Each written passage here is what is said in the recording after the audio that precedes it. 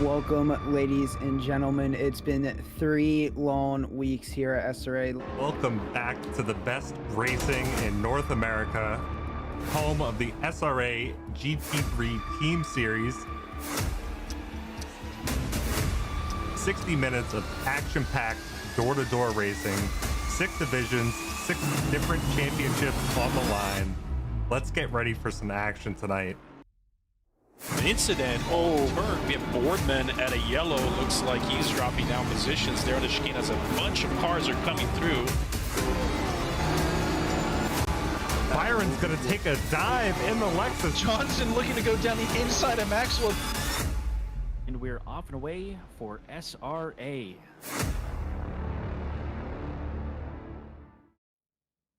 Good evening, SRA, to week 6 of season 7 here. Wet Donington this week. I'm joined, as per usual, with my boy here, Maniacal Toaster. How we doing, man? Hello. Always a pleasure to be here. Always happy to be here. Like you said, week 6 at Donington in the wet. I'm a sucker for a good wet race, at least from the spectating side. It's fixing to be a good time from where I'm sitting. Let's have some fun. Absolutely. It's going to be an interesting race. We definitely have some varying opinions on the likeness of wet races this week. Not sure how much practice you've got, but I tend to really enjoy some of these British tracks. Lots of fun. Not as fun in the wet, but British tracks are always a lot of fun to me. I don't know. What do you think about them? I don't know if it's a British track thing, but this track I might be a British track thing. It has a really good flow to it. I really actually enjoyed. I run it into the dry to learn the line since this is my first time running it, and I gotta say it's very smooth, very flowy. It's got a lot of good feels. Like it feels natural, whereas some of those tracks I felt like I had to fight it. Like Paul Ricard, I felt like I had to fight to keep it on the road, or to keep it on the good line. So yeah, seems to be a theme. Yeah, and I mean, my one big and really only qualm with all these British tracks is their choice use of paper signs on the side of the road as opposed to the way us Americans like doing it, where we keep it out of reach of your normal driving drivers. So they will get taken out pretty quickly, especially on a wet track that's a bit unforgivable with a lot of this. I've already seen a lot in the practice sessions to overshoot or get into the grass a little bit and take out those signs. So definitely going to be an interesting thing to watch out for tonight. Yeah, it's hopefully these drivers have backup brake markers, or maybe they're just driving by feel. Didn't we have a driver last season who earned a nickname of driving on vibes or braking on vibes or something like that because all the brake markers were gone? I vaguely remember some comments towards that, but yeah, I mean we're looking at D4, so based on their experiences, they probably most of them, if not all of them, have run this track before. So I imagine they probably have secondary and tertiary brake markers. And actually, it was Nate in the last dry race mentioned that when once the dry line is set in the track, it makes it easier to follow as well. So I don't know. Maybe there's some life hacks there. Absolutely, that's true. We are looking at the track map here, Donington Park, 12 turns. A lot of fun straights, especially in Sector 1. You got a very quick, flat-out section there. Not a ton of necessarily technical turns, but a lot of ones that are very difficult in the rain. There's a couple of deceiving turns.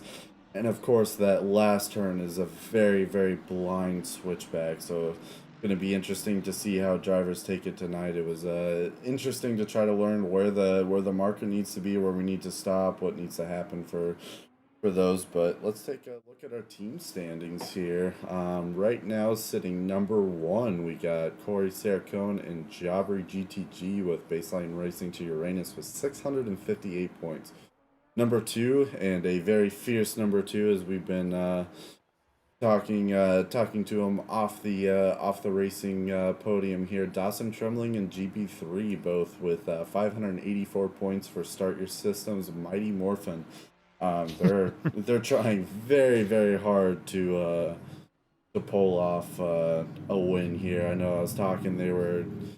They've kind of been bouncing a little bit back and forth these last couple of races. You know, one of them will do a good finish. One of them will finish a little further back. They've been very back and forth, both very consistent drivers, and one that Corey and Jabri are both going to have to watch out for as we come into the last couple of races of the season. Number 3, not to be overshadowed either, Max Diggs and Selena Boonstra with 548 points, both very consistent drivers. We've been seeing a lot of performance out of them all throughout the season. Number 4, Matt Schmitzer and Jitesh Katavikar with 471 points, sitting in position 4. And number 5, we have GRR Racers Space Invaders with Stephen Smalley and Johnny Air. All very incredible drivers that we've been watching race throughout the season, and people that are going to be a lot of fun to keep an eye out on as we kind of start rounding off the season. You know, we're over halfway through, last 3 races of the season to go, and we're gonna have a lot of fun these last couple of races, especially on a wet week. Yeah, absolutely. I just wanted to loop back on my comment earlier about the driver who earned a nickname on Breaking on Vibes. Mike Dyer in the chat came out and said it was Steve MZ that earned that nickname. It was at Bathurst, Mount Panorama, season 6. But yeah, going back to the brake markers being taken out. It looks like... Oh, go ahead. I was going to say Bathurst was a infamous one for brake markers, especially around that last corner. I know I started relying on them and had to find a second brake marker. And I even think it may have got cut off just a little bit when the sun was in my eyes, if I remember right, for that. Mike looks like he's popping in the chat and saying that was Olton Park. Oh, it was Olton. Another one with a lot of brake markers that was going, but Mount Pano I don't think had a ton of brake markers, but that last corner in particular, actually the last 2 corners, sorry. Yeah, in particular, it was the second to last corner that got me with the brake markers there. Very, very tough one to navigate, but we have our drivers going out for the silver qualifying right now. First 10 minutes of our 21-minute session here. I guess first 11 if you count that first minute there. All driving out, gonna see what they can do tonight. We've seen a lot of varying times over the week. Wet weeks are very hard to judge, kind of where you're sitting in your group to know, just because of how varying some of these servers can be and how wet these tracks can be. It's very easy for someone to find a somewhat dry track and set a good 3 seconds faster, and you to come behind and think you're real slow on medium. But it's definitely not a week to be checking the hot lap leaderboards like we would on the dry weeks. Yeah, and on that note too, with the last wet race, they had a quali server. SRA had a quali server set up with different conditions versus the race server, and they did the same thing with Season 6's Silverstone race, where the quali server and the race server were different conditions, and so your quali conditions might actually separate your race conditions lap time significantly based on how different the conditions are. So yeah, you bring up a great point. You know, different times of the day, different possible weather conditions. You may have a very wet qualifying and a dry race, or vice versa. You know, it's kind of a dice roll with a lot of these to see how we're gonna do with it. Definitely makes for an interesting race week. it's been a long week. It's work for a lot of us, I guess, but definitely gonna be interesting to see how these drivers can pull it off tonight. If conditions are going to get more or less wet, you know, I know as we dry up, we start worrying about tire temperatures and PSIs, and, you know, it's, like I said, multiple times over, it's going to be an interesting week. Indeed, indeed. Have we seen anybody post any valid laps yet? Not yet. But yeah, So these are the silver drivers, so they're getting the wettest of the wet. And I cannot. You know what I didn't do? Let me do this real quick. There we go. Let me fix my system. So as they start running in that dry line, we're going to start seeing faster and faster times, or most likely we'll see faster and faster times. So we do have a couple 3 finished laps now. They're starting to pour in 133s and 134.5. So here they come. So Ruzik is leading right now with a 133.6, and then Garrity with a 133.9. Air with another 133.9. Oh, Sweeney just posted a 133.8, disrupting that. Mitzer 133.9, another 133.9 from Smith. Lloyd 134.2. So yeah, we're looking at mid to high 133s and into the 134s as drivers post their first laps, and then they'll be bringing it back around. Yeah, absolutely. And this week we had a great suggestion from none other than G. To follow a driver around for an entire lap. So we'll wait for someone to kind of pull across the finish line here. I think, Ruzik is not too far away, and with him being our fastest, we'll follow him along just so we can get an idea of what their lines are, how they kind of sit, you know. Especially with the rain, you know, on this track especially, I noticed there's some points where if you touch the curb at all, you're gonna die. The car kicks out from under you. So as we go into our full lap here, looks like he spun a little bit on that last corner, but getting off into the green, braking right as those dotted lines, pulling it in right around the middle, getting back on it again. This is a very fast section that I think is technically possible to hold it full out. I know a lot of drivers are backing off just a little bit. Looks like Ruzik is not an exception to that. Maybe braking a little bit into that corner. This one is a bit full out, and we'll have to brake pretty hard to come around this here. But seems to be keeping it pretty tight. This is one of those sections right here where I was finding if I touched that curve much at all and was not careful, I would just start to spin. Coming into, I guess, what's considered the back section here, we've got our longest straight of the course that's going to lead into a somewhat tight chicane that can actually be gone through pretty quickly if you cut those corners just like he did. And then into a double right-hander that is very, very sharp, braking just after the 100-meter mark there. Pulling it in tight. That one's one of those corners that you start feeling like you're braking too much. You know, you can carry more speed, but it definitely doesn't seem to be the case with this corner. That last one, braking around the middle of the red and whites and pulling around the corner, and that is our entire lap. So, you want to give us a few more times there, Toasty? Sure. So Garrity is now leading the leaderboard with a 132.9. Smith is right behind him with a 133.025. So I mean, we're talking, we're close here. Less than a tenth, maybe right at a tenth. Schmitzer's a 133.4. Lloyd is 133.5. Harold is 133.5. Ruzik is a 133.6. El Pass. Oh wait, the leaderboard just shuffled a bunch. Sweeney's got a 133.3 now, and Schmitzer has a 133.4. Harold 133.5, Boonstra's 133.7, Adams 133.7, and Barker 11th is 133.8. So that looks like it's their second or third valid lap. And Lloyd is up 7/10 on his fifth lap. I don't remember how the counter works on this, but his next lap. And Sweeney is up almost a half second and gaining constantly.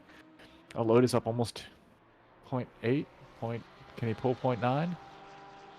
He might be able to pull almost a full second faster than his 133.5, which would put him well into first place.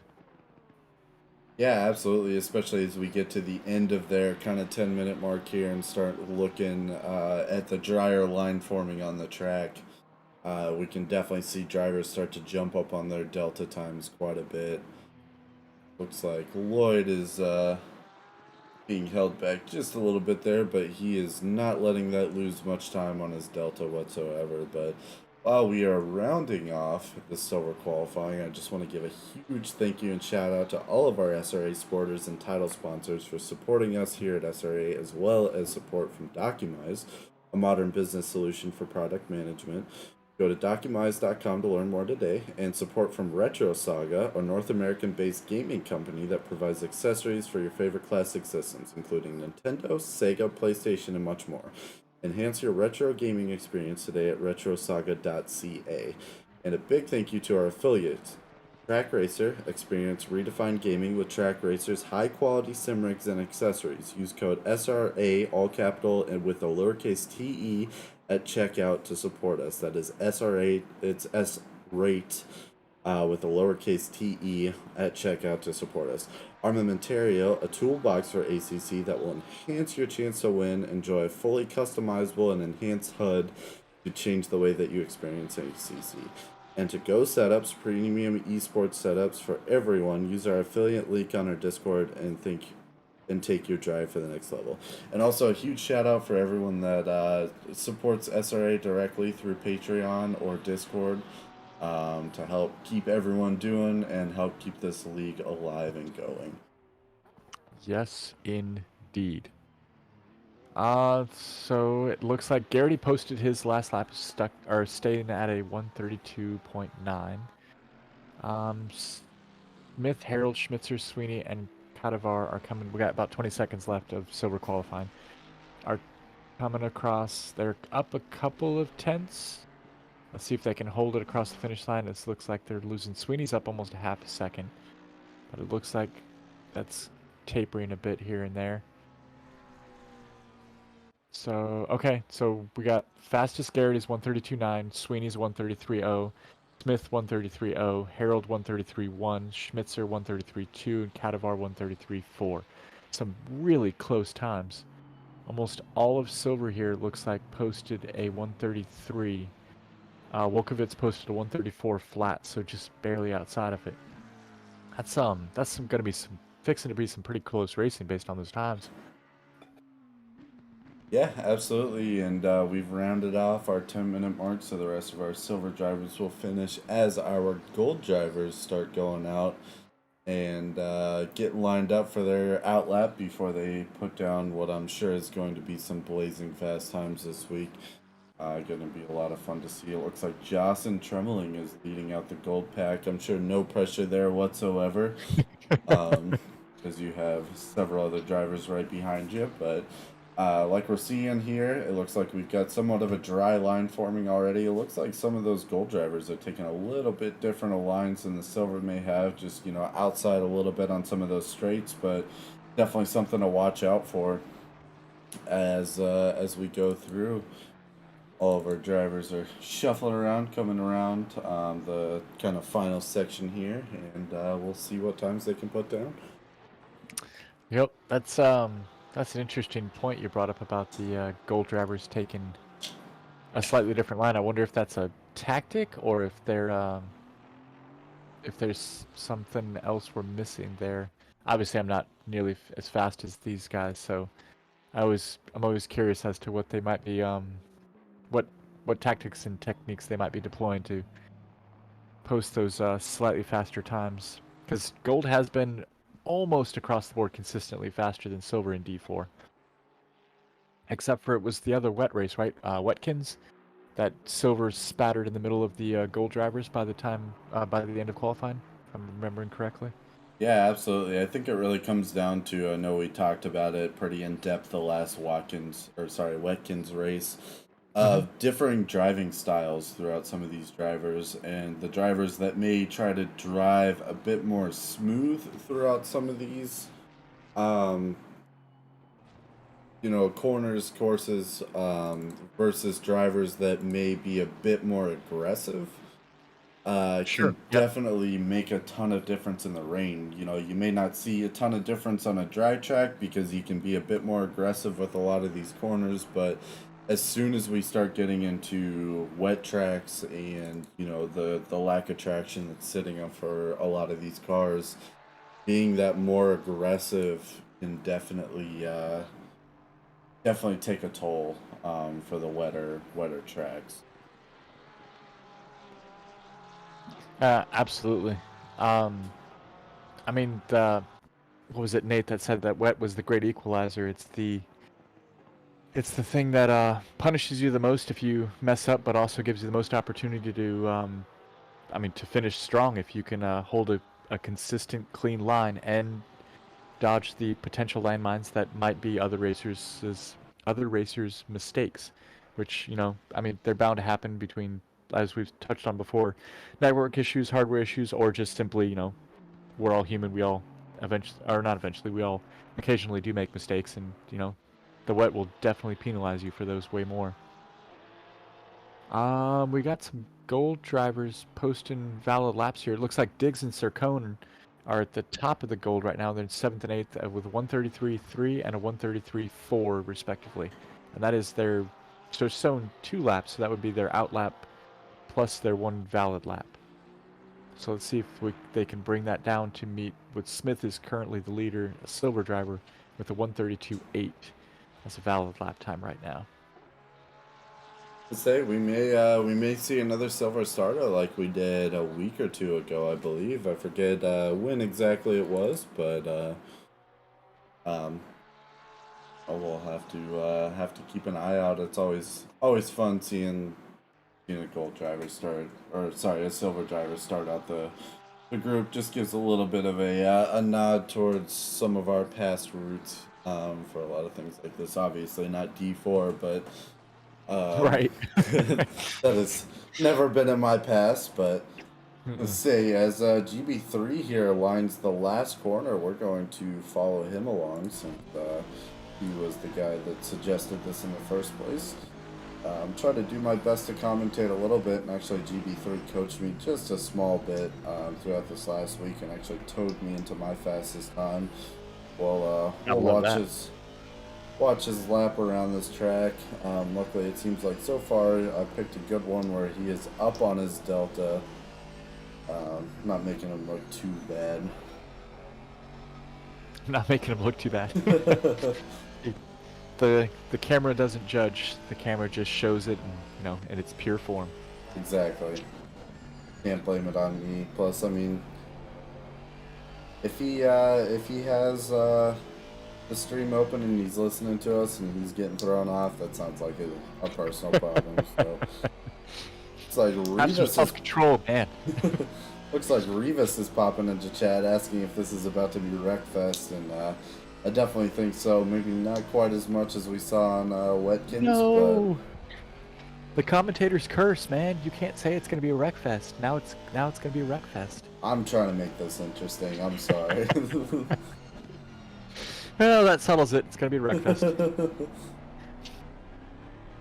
I mean, so I guess, since we're going to do this, my prediction is lap 1's going to be clean for the most part. I think there's always the one person who misses their brake marker and goes in the grass, but I don't think there's going to be a pile-up or a massive collision.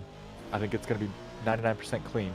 I think lap 2 is going to have an incident in turn... Oh gosh, what turn am I...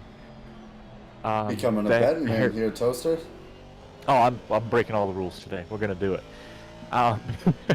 In the turn... I forgot what turn it's called. 11 or 12? The hairpin after the chicane. The chicane.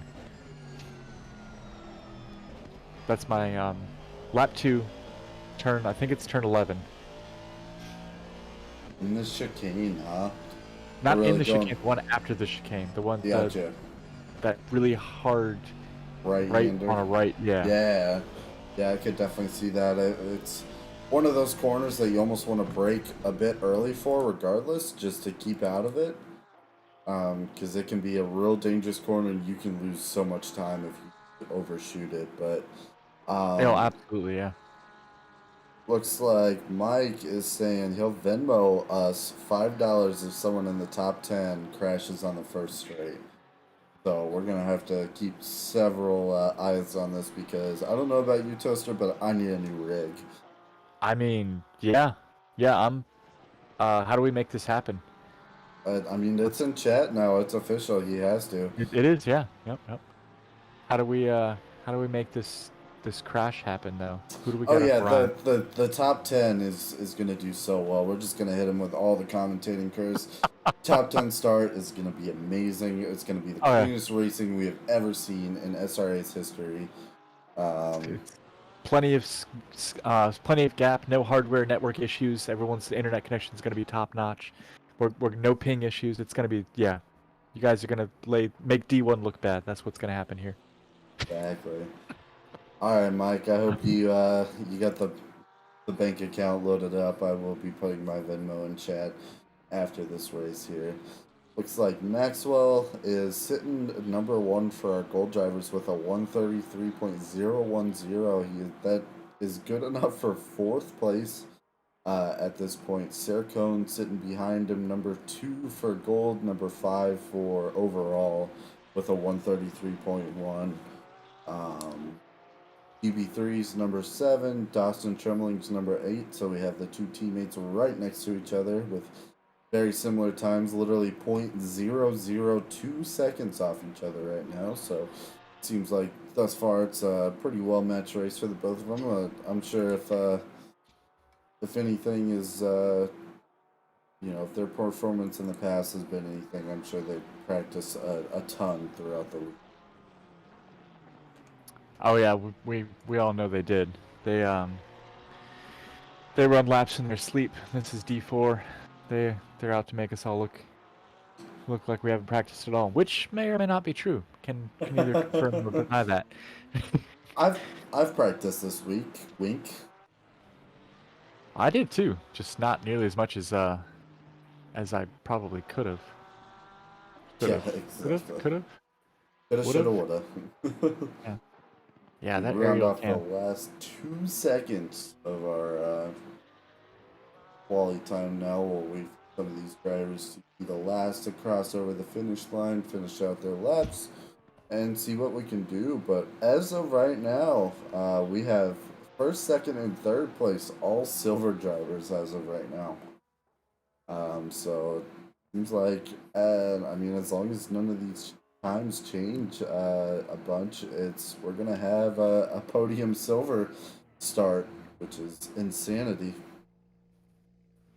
Yeah, it seems to be a thing with the wet races. It was the same with Wetkins.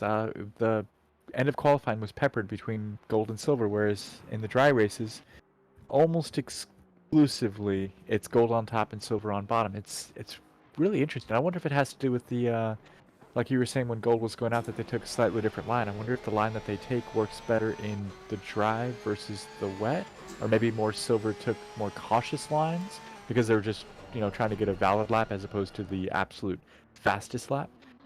I don't know. I'm just spitballing, guessing. Yeah, absolutely. Whatever it was, it didn't work out. Oh, sorry. Big possibilities as we come in, but like we are pretty much rounded out for that. Cut over to our little intermission here. We'll check out the driver's standings because we didn't quite have time to do that before. Looks like number 1, no surprise, Corey Sarcone is sitting number 1 for our driver's standings as of right now. Steven Smalley, number 2, Max Diggs, 3, number 4 is GB3, and number 5 is Dawson Trembling. That rounds out our top 5. Definitely a very stacked list. A lot of drivers we've kept an eye out on the entire time. Ones that are definitely going to be able to watch this. Looks like Robert in chat has bets in for Garrity. So we're gonna put him. Who's our bookkeeper? Is Mike our bookkeeper, since he's the one who's putting the big bets in, or did we have an accountant somewhere that wanted to volunteer that can put down our bets? We can see where we're at the end of the race. What was it? Nate was in the chat. The last race or the race before was putting in bets. I think it was the race before. And man, he got absolutely squashed. And then we have Reeves Racing. Says Neil Sutherland deserves the win. Super awesome dude. All right. So Garrity and Sutherland. Garrity's in second after qualifying, and Sutherland is 29 9th after qualifying. Am I reading that right? This is all lined up by... I believe so. Well, let's see how everyone shakes up here. Yeah, absolutely. You want to make a quick note of how many drivers we have starting this week? It's looking like we have 29 on the grid. We lost for sure one. No, maybe we didn't. I didn't take account initially. Never mind. So 29, just under 30. What races don't seem to be as popular? Can't imagine why. Yeah, I wonder why. So weird. Yeah. Such a mystery, but It is a mystery. We're gonna get our top detective on it. SRA has detectives as well, right? I imagine they have to. Yeah, 100%. Yeah. Between Say, the cruise fund, the detective fund, the lawyer fees, which we're, of course, I'm not really helping with utilizing that. that retainer. Yeah. Oh, we're really pumping that retainer justification up. Absolutely. We are going to see our drivers leaving here before too long. Right now they are pulling out. Gonna go on our nice little parade lap. I'm sure the calmest point of the entire race. The part where you really don't have to race, you just have to know how to drive and hopefully hold a permit at some point. Gonna be interesting. I always notice for some of these, we always talk about people trying to warm their tires up, which I'm not sure how well that really works on a wet track. I don't know if there's really a good move for trying to start wet, but like we were talking about before, first, second, and third position are all silver drivers this week. Kind of an incredible start, and one that we'll have to write down here. Scott Smith, Garrity, and Sweeney all starting pole, and then Maxwell, Sarcone, and Diggs following up very closely behind. And I am at the back of the grid with Sutherland, getting an amazing view of the drivers as they do their parade lap and wave to all the fans who are currently getting soaked in the bleachers. That's dedication right there. If you have fans that stand out there in their non-weather appropriate attire cheering you on, man, you got some serious fans. That's why I sim race. Well, that and Yes. I suck at driving and don't have sponsors and I'm not rich and, a million other reasons. I'm going to choose to focus on this one. Say, this is why I choose to be a fan and watch the race from my office. Exactly. Makes Got it the AC so going. much easier. Exactly. Got a fan blowing on me right now. Don't need a cup holder. I do need a mini fridge, though. I don't have one of those. Remember Watkins? There was the issue is a strong word. There was the situation where the track was drier than expected, and the drivers were driving through the wet parts of the track to cool their tires down. Curious if that's going to happen again with this race. It seems to be a recurring thing I've only been, this is only my second season, but Silverstone Wet was that way, Watkins was that way, and then this is the third one, but, see what happens, I guess. Yeah, There's my it's corner. definitely a possibility here. I think even no matter how wet it gets as this dry line starts to form, we'll be seeing that. Oh, that's true, yeah. Come through a lot, but we are lined up, getting ready to go, and as the great commentators say, we're about to be off and away with SRA Season 7, Race 6 on wet Donington Park. There's our green light, so gonna keep an eye out on these drivers, see what happens. Looks like we've got some people running a little wide trying to take those racing lines. It looks like Garrity is trying to jump ahead of Smith right around those first corners. Looks like he's able to pull it off. Smith is sitting very, very closely behind him. Looks like he's falling back a little bit. Sweeney is not about to let this opportunity pass up. He's already rolling up on Smith here as we have our first couple of drivers go. It's going to be interesting to see how Maxwell, Sarcone, and Diggs all handle this. Obviously they're used to being much closer to the front than fourth, fifth, and sixth place. So Sure, this Sure. is a little bit of a change for those guys. They actually have to pass people around the first couple of laps. It gotta be kind of weird for them. But looks like I don't know if you've seen anything, but I haven't seen any incidents so No, far. Knock on wood. I am knocking on my desk right now. which is wood. No, the only thing I saw was it looked like Cespedes, I think, went off into the grass, but he came right back on, and it looks like he was able to pass Sutherland for 28th out of 29. I'm not sure how many positions he lost, but it looked like he didn't hit anything, so it should have just been a quick on and off.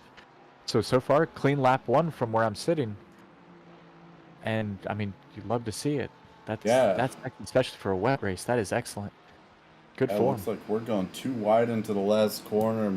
Maxwell is not one to give up that position. He is pushing Smith out as far as he can, trying to take that favorable position. It looks like Sweeney barely missing Smith there. Looks like he just barely noses ahead, but Maxwell is going for Garrity now. He's going to have to watch out. Going to be a little bit interesting of a battle here. It seems to be a little bit clear that Maxwell definitely has the faster line through this track, but as we know, and I'm sure we can see here, I guess can't quite see as well as well, I guess my point is we can see better out here than we can inside. It gets very blinding, especially when you're following this close to a driver, trying to stay right behind him, especially in the wet conditions that we have here. But talking about driving on vibes there when you can't even see the road, and you're just like, in 2.3 seconds, I'm going to apply the brakes, and there's going to be a corner. And it's... Found it. Oh, man. Yeah. It definitely makes for some good racing, though. If you put your laps in and you know the track, then it just comes down to trusting your radar. Unless you have triples, I guess, because then you actually have more peripheral vision or VR. I can't squat on VR. Say I am one of the fellow VR drivers, and it's very nice being able to look left and right during a race, check your mirrors, things like that. Haven't been perfect with it. Obviously, I have still caused more crashes than I would wish to admit to, but it definitely can be a help, especially over if you're just using one monitor or something. Be able to look around you, get a little bit of a depth perception, you get a little bit more of a feel from it. But looks like Garrity is pulling away from Maxwell a little bit. I'm sure this will be a battle to keep an eye out on. Garrity's not going to give this position up easily. Smith and Sweeney are both somewhat close to each other. Looks like kind of give and take through some of these corners.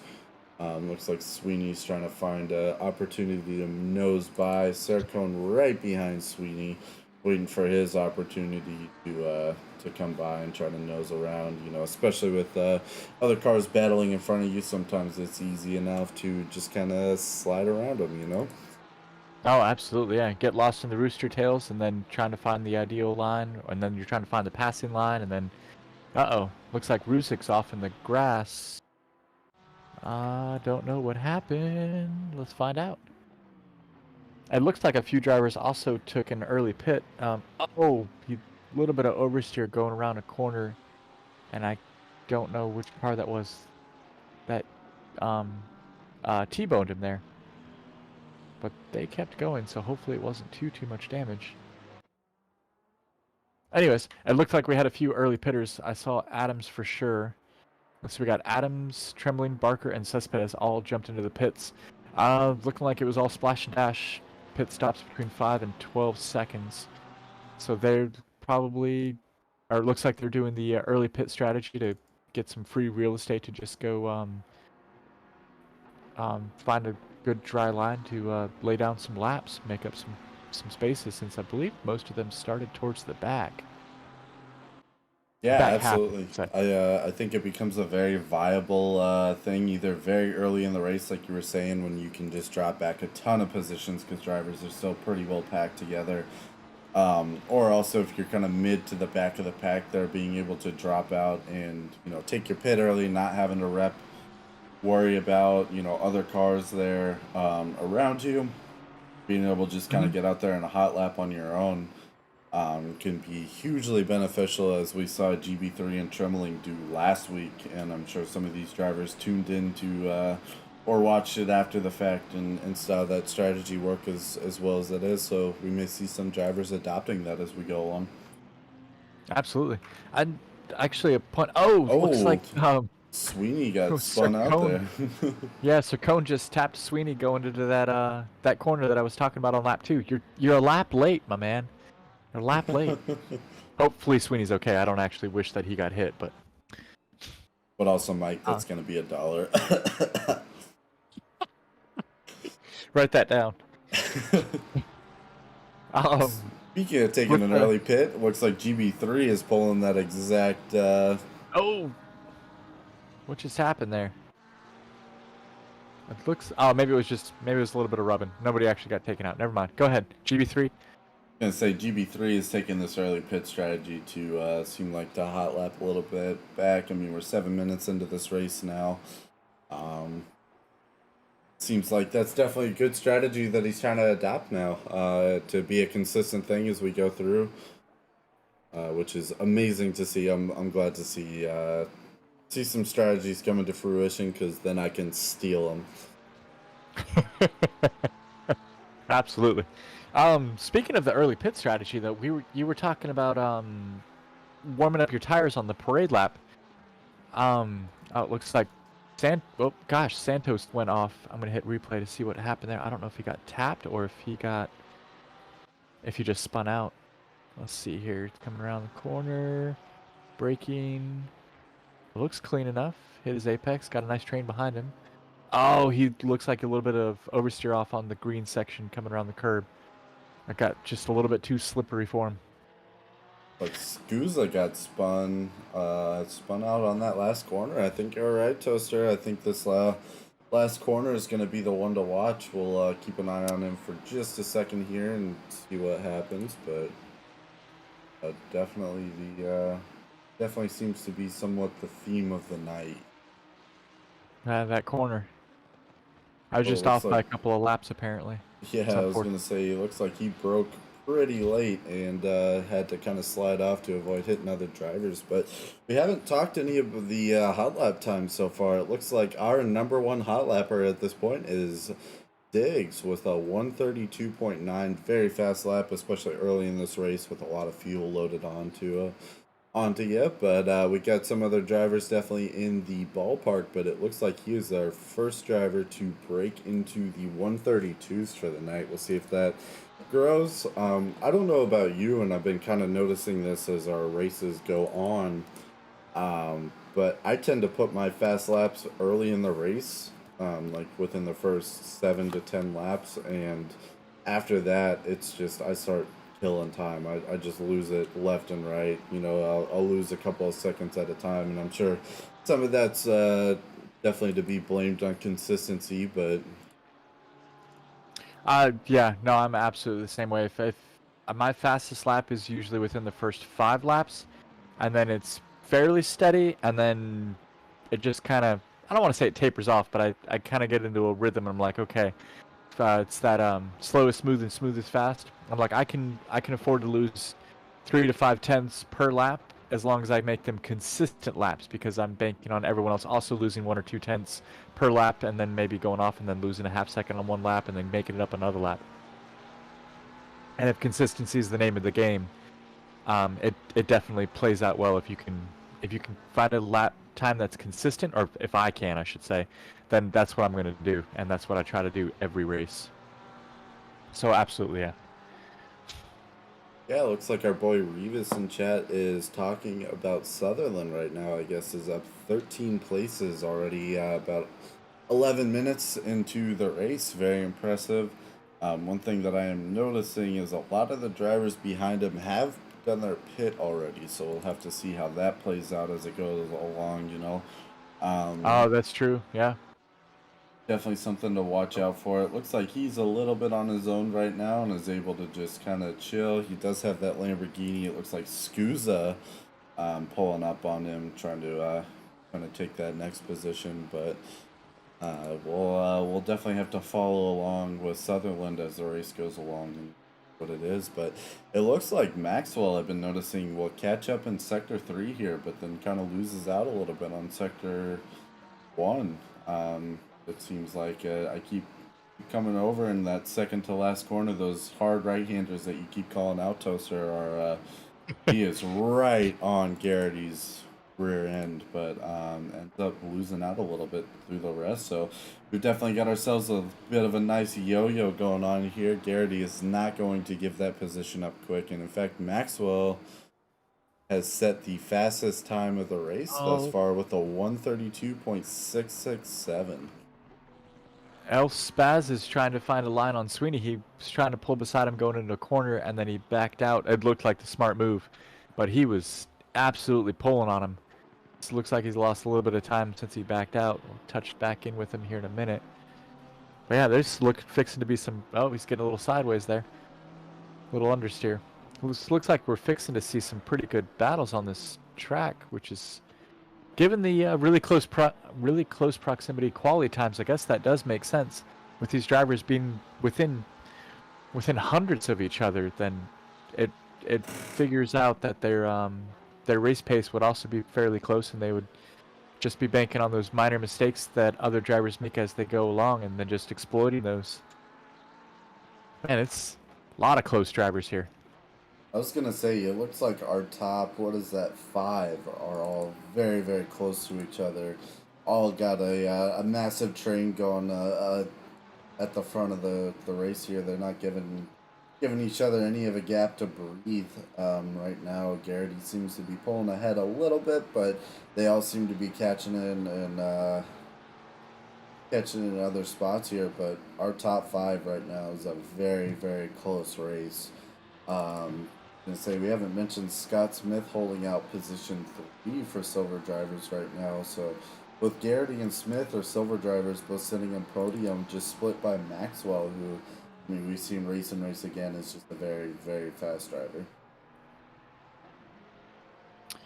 So Reeves Racing asked about Ruzic. It looks like he's sitting in 28th right now. He's dropped 14 places. He has pitted though.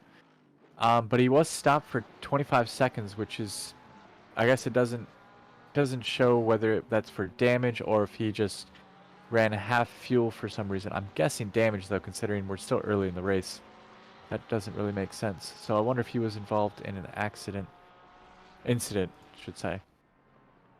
Yeah, it's shown he's running the 134s, and his best time is 133.6, so he's definitely not slow.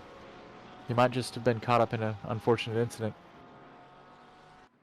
Yeah, I didn't catch which driver it was, but I did see we had a penalty handed out this week too. That was a 30-second pit penalty. I can try to pull that up real quick to see which driver exactly it was. I want to call him out, but so I don't want to blame it on someone else here. I mean, if they sat in the driver's briefing... Well, yeah, I guess not everyone on the chat sat in the driver's briefing. It was a different driver. Okay. So I wasn't sure. I know I saw them pretty high up on the leaderboard at the start of the race here. So I wasn't sure if he was the one and just kind of took his pit to take that time penalty out early. Looks like Maxwell's running way off the course there. Oh no. They end up giving his position up to Smith. It looks like he will. Don't know what happened there. I'm sure this is all part of those slick conditions, but Maxwell's right back on him again. Yeah, I saw that too. Like, whoa, he came up fast. Give him no breathing room. I'd say that's the idea, isn't it? It looks like Sercone is trying to nose his way just ahead of Maxwell there. Not giving any breathing room to him, you know, giving one of those pick on a guy your own size type vibes there. But it looks like they both run off just a little bit, and Diggs is gonna try to sneak up. So we have a very close 3-way battle here. Looks like Diggs is gonna try to take that inside line, and it almost works. He goes way wide for that. Definitely hard to pull an inside line on a corner like that with as wide and as hard as you have to take it, but this is a very close race. Oh, looks like we have a little bit of contact there as we come around the last corner. And Maxwell is going to, Diggs is going to slide on by Maxwell there. It looks like he lost that position. But they are side by side going into our first corner here. Looks like Maxwell just pulls right back ahead of Diggs again. Very It looks like. Oh, sorry. Go ahead. No. I was just gonna say in our chat, it looks like Nate's decided to place a bet as well.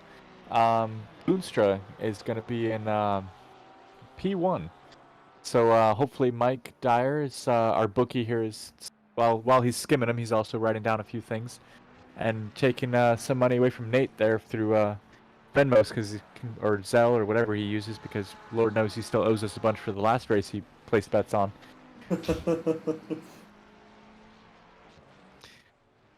But let's see, where is Selena? I saw our Boonstra. I saw her on here somewhere. There she is. She's in 10th right now. Not a bad spot to be. She has not pitted, although, wow, half the grid is pitted. That's interesting. 16th to 29th has pitted. 1st to 16th has not, and Boonstra is sitting in 10th. She's up 8 places from start, though. Let's see how that plays out for her.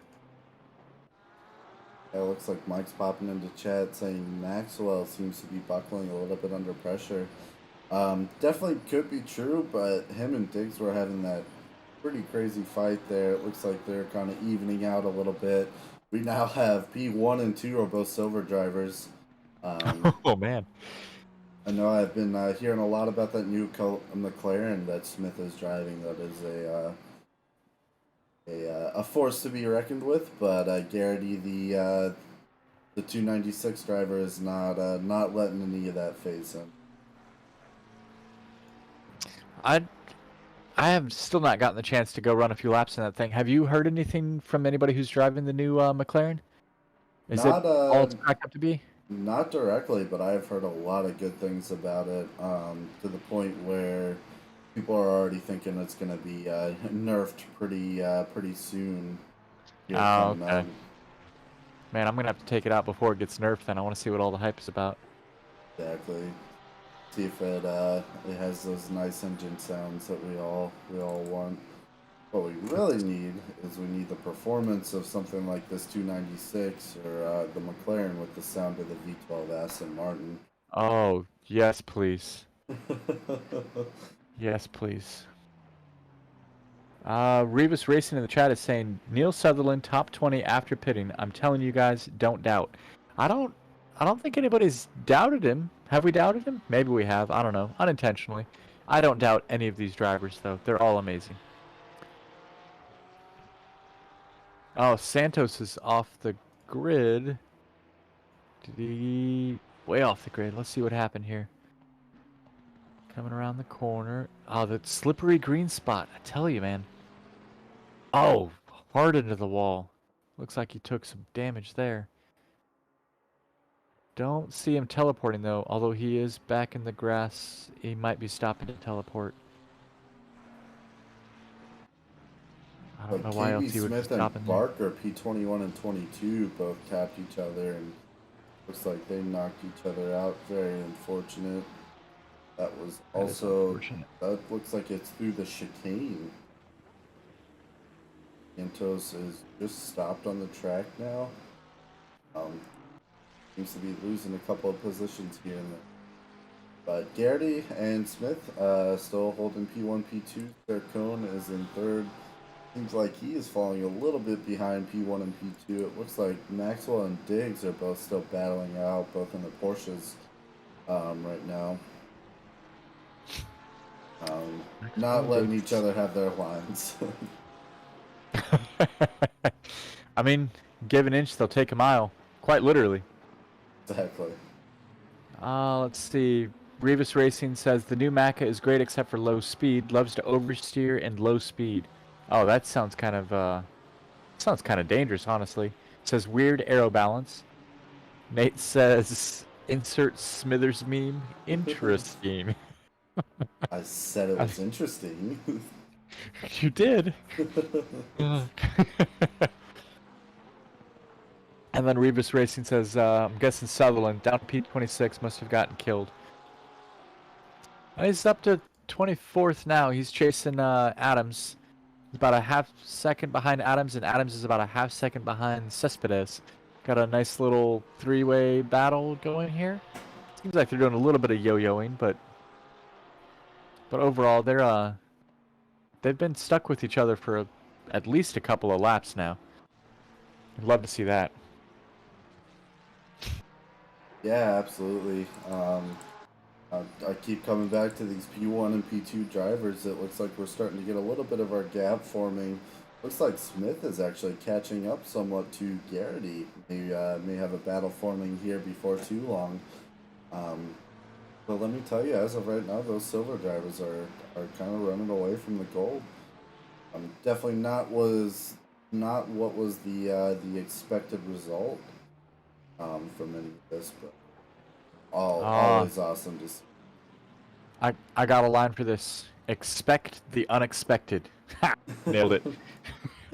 Speaking of expecting the unexpected, Max Diggs spuns out at the second to last corner, those hard rights that you were talking about. Man, see, the commentator's curse, man. I'm not even going to apologize because I did it on purpose, but I'm telling you, it's real.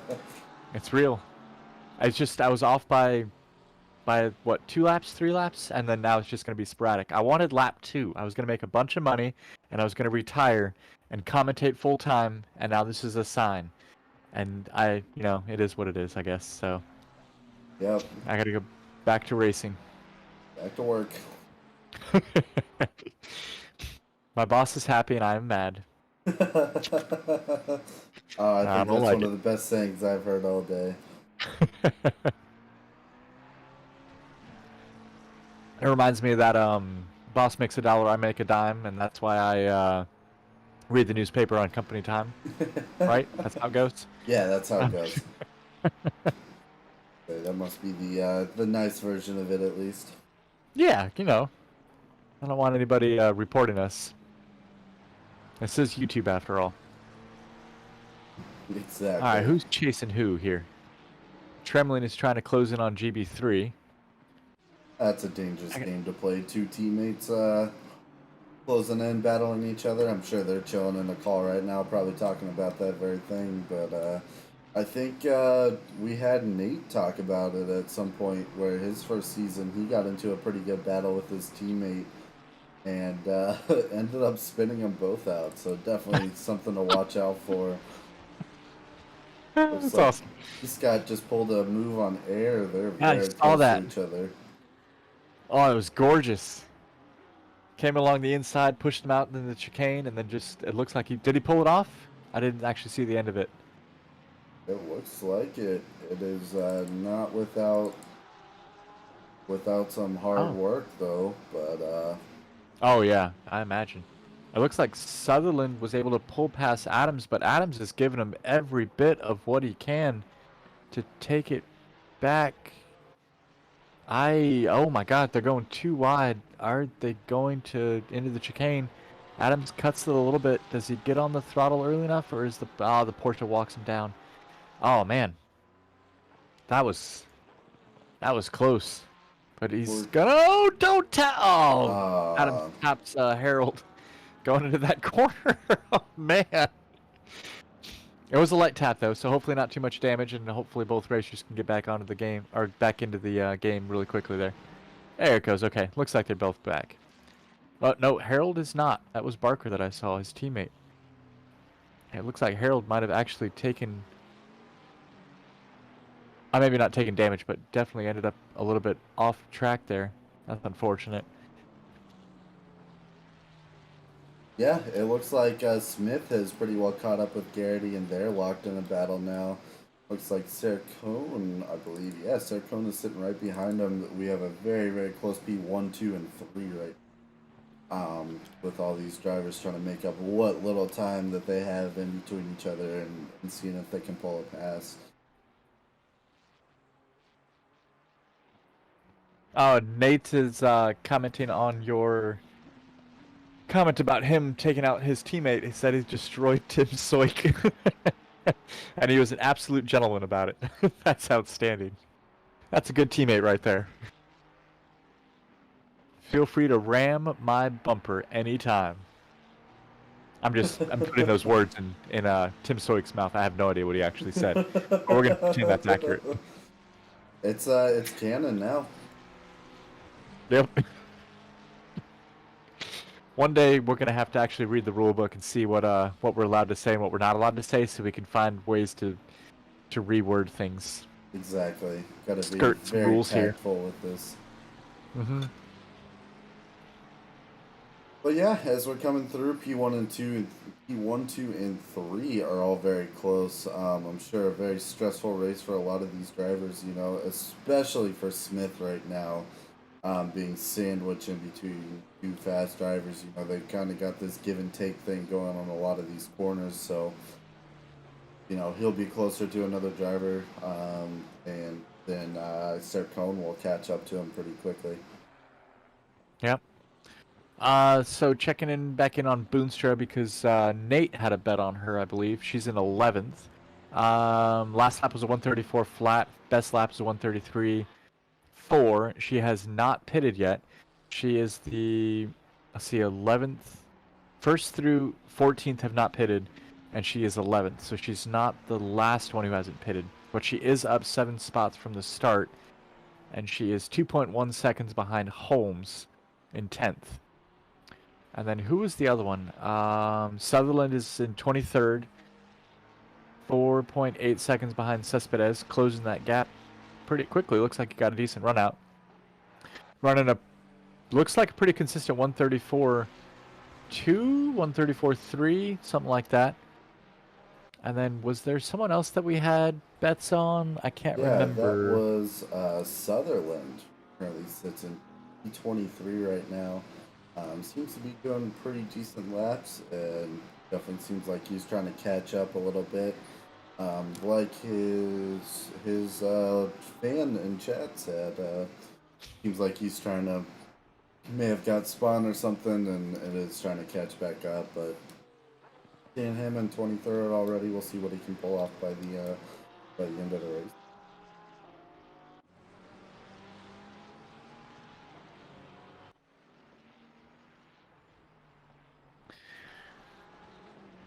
Let's see here.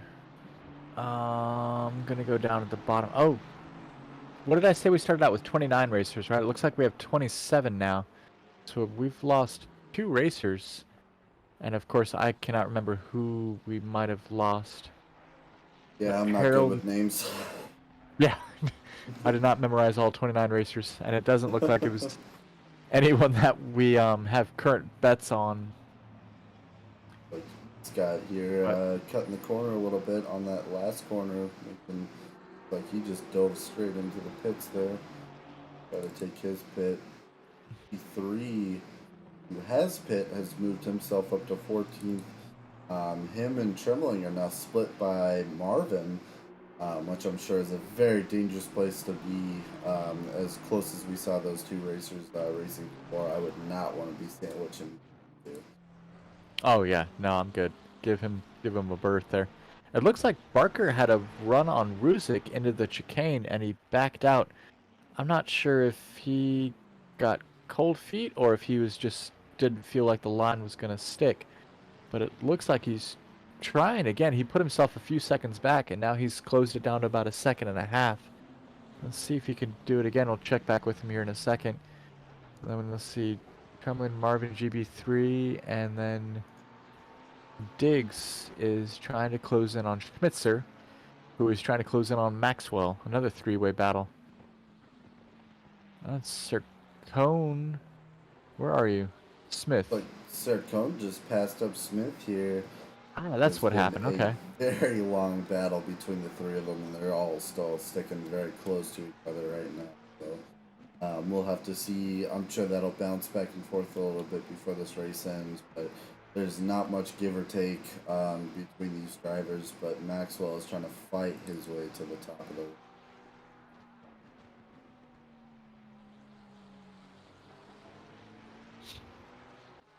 the... Gotta love seeing these super close battles here. I mean, I do. I'm sure most people do. It's kind of what you live for in this kind of racing here. Exactly. You love to see it. Here. Harold is trying to close in on Adams. About a 0.8 seconds behind. They've both pitted though. They both lost a few places. Well, wow, Harold is showing he lost 20 places. Oh, he overshoots that corner a little bit. And Adams looks like he lost 6 places since race start. Not sure. Let's see. His pit stop was 39. Oh, so it looks like Harold probably took some damage. 39-second pit stop. Total pit stop was a minute. Wow, he lost a lot of time there.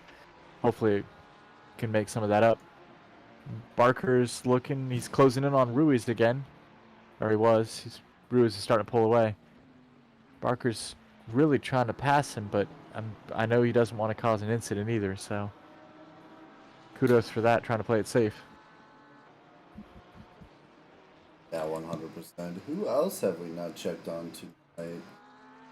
Lloyd is currently sitting P7. He is not taking his pit, so P1 through 13 right now is not taking their pit. We don't have a mix like we do with some of these races. It seems like a pretty straight line between 1 and 13 not taking their pit and 14 on. All seems like they have pitted thus far.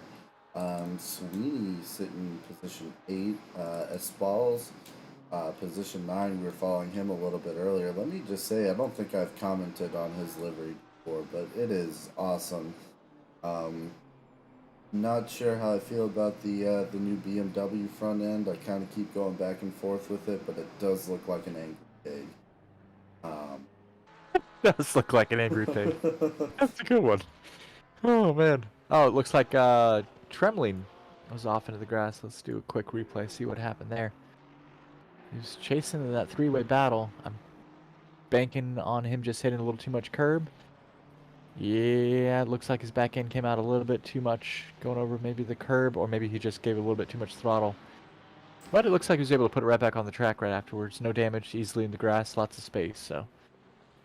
And yeah, this looks like he's about 6 seconds down, but Jess Osborne is behind him at 7 seconds, so it looks like he's still got plenty of room to play with there. Absolutely, and we just watched Sercone pass Garrity for position 1 right now. He seems like he's pulling away from the rest of the group. We'll have to see if he keeps that up. Looks like he slid a little bit, so Garrity and Smith are both pulling up on him. Looks like Garrity went a little wide. I'm sure Smith will try to use some of that opportunity for it, but yeah, we now have a gold driver in position 1 again, which is much more normal of how we usually see these races. I'm really impressed with Not that we're biased. Smith. I was going to say, it's all the facts. Yeah. I mean, I love seeing, I'm a huge rooter for the, huge supporter of the underdog.